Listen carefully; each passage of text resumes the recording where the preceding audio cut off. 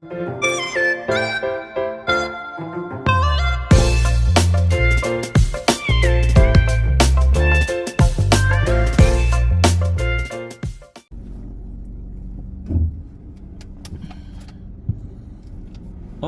balik lagi di update vlognya Mazda CX-3.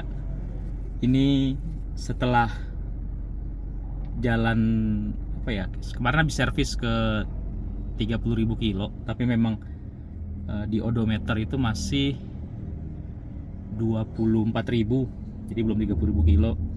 Jadi memang average pemakaiannya 8.000 km untuk setiap 6 bulan. Jadi servisnya tetap servis di 30.000, tapi odometernya menunjukkan 24.000 sekian. Nah, dari minusnya dulu ya. Secara penggunaan sih, pengecekan nggak ada hal yang berarti ya. Saya juga nggak ada concern mengenai ada pemakaian yang aus, kanvas rem masih oke, kaki-kaki masih oke, sudah spring balancing juga paketnya di servis. Kemudian nggak ada bunyi-bunyi yang terlalu kedengeran ya, maksudnya normal-normal aja. Nah, yang jadi cerita tuh kemarin servisnya di bengkel yang bukan tempat pembelian gitu, karena ini saya beli di Mazda Bintaro, tapi karena kemarin tuh kejauhan, kayaknya hari Sabtu buang-buang waktu 2 jam dari Bekasi ke Bintaro, saya coba booking servis di Mazda Sultan Agung Bekasi gitu. Deket dari rumah ya, sekitar cuman 7 kilo 8 kilo. Nah, sebenarnya nggak ada cerita yang berarti banget sih, cuman beda treatment, beda bengkel aja kali ya. Nah, ini pernah dialami juga dulu di beberapa bengkel Mitsubishi dan Suzuki yang pernah saya coba kalau ganti bengkel. Jadi secara cerita memang masih paket gratis dari Mazdanya. Saya dapat yang 60.000 km atau 3 tahun, jadi masih gratis. Tapi treatment bedanya adalah di Mazda Bintaro itu biasanya nggak ditawarin paket aneh-aneh. Maksudnya ya kalau memang masih gratis servis ya as it is gitu, yang gratis servisnya aja ditawarin. Paling yang biasanya ditanya, mau bersihkan evaporator nggak pak untuk AC-nya gitu. Dan biasanya jasanya sekitar 600.000 untuk pembersihan evaporator gitu.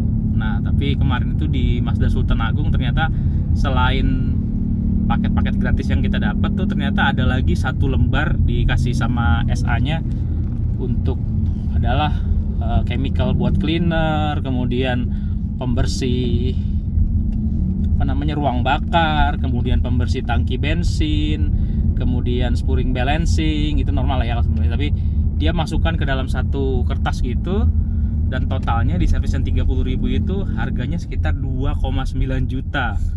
Memang tidak ada keharusan, jadi si SA nya juga bilang ini optional aja pak. Cuman masalah agak aneh aja ya, ketika kita berpikir bahwa mobil itu gratis servis. Di pemikiran saya ya, kalau itu berkaca dari mobil-mobil Eropa terutama ya, saya ada pengalaman dulu sering servicing mobil-mobil Eropa punya bos di perusahaan sebelumnya. Memang ya literally itu gratis service gitu. BMW atau Mercy itu bener-bener gratis service, apapun ya, bahkan sampai pentil ban aja kalau lepas hilang tutupnya itu gratis, wiper, ban rem flat tire itu gratis. Tapi ini agak aneh sih, maksudnya kenapa dia taruh lagi lembar untuk optional yang sebenarnya kalau banyak orang termasuk saya juga nggak terlalu paham, apalah engine cleaner lah, gear cleaner lah atau apalah, kurang paham. Yang normalnya di kita adalah ya tune up, berarti everything about mesin itu gratis, chemical part jasa itu gratis harusnya ya, itu banyak. Tapi saya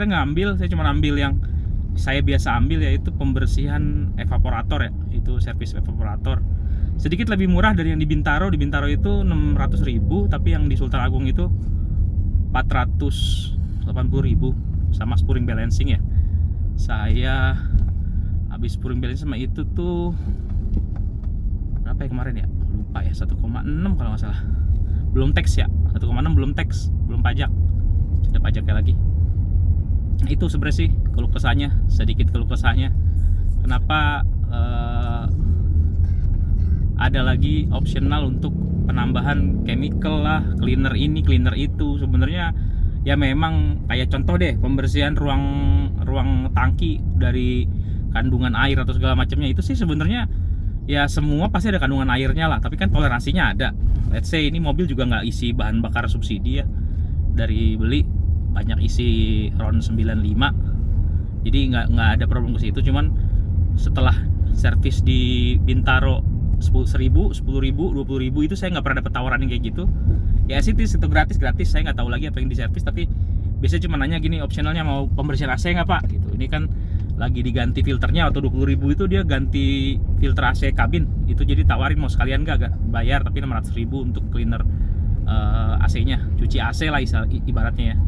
Nah tapi di kemarin di Mazda ini tuh sampai dapat tawaran 1 lembar itu. Nggak tahu apa emang SOP-nya kayak gitu, atau saya coba lagi nanti penasaran di servis yang ke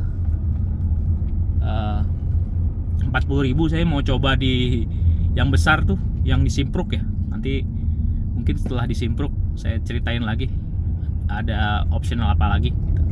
Dulu pernah ngalamin ini juga, jadi di Suzuki Bekasi itu bola kapal itu sama tuh, banyak ada tawaran bersihin ini bersihin itu, tapi begitu saya ke Suzuki Peak yang saya bilang termasuk bengkel Suzuki yang recommended, dia nggak ditawarin. Jadi memang ini paket 50.000-nya ini yang dibersihin segala macem gitu. Biasanya yang jadi opsi itu spurring balancing, itu buat saya normal lah, semua bengkel tuh spurring balancing kan nggak ada yang gratis ya, itu normal untuk mobil-mobil Jepang ya. Paling itu sedikit ceritanya soal servis Mazda 30.000. Problemnya nggak ada, Mazda ini jalan 24.000 sekian, tapi masih itu banget, oke banget.